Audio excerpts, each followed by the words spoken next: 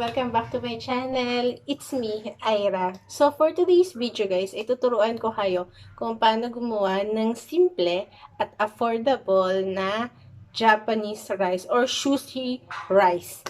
So, kung interested ka, just keep on watching!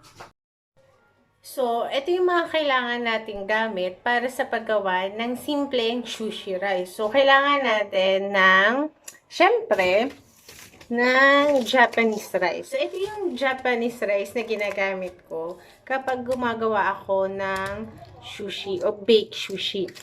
So, ito ay nabibili sa Japan Home. So, 195 pesos yung 2 kilo niya.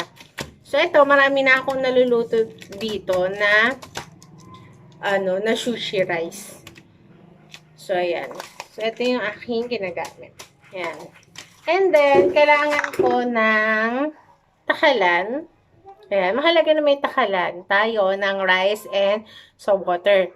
Kasi 1:1 ang gagawin natin pagtakal. 1 cup of sushi rice, 1 cup din ng tubig na gagamitin natin sa pagluluto. So, kung ilang cup ng sushi rice ang itatakal natin, ay yun din karami yung water na gagamitin natin sa pagbabad.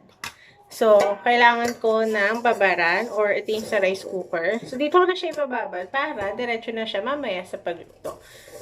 So, next is vinegar. So, kailangan natin ng vinegar kapag naluto na yung rice and sugar. White sugar lang. Kailangan. Ayan siya.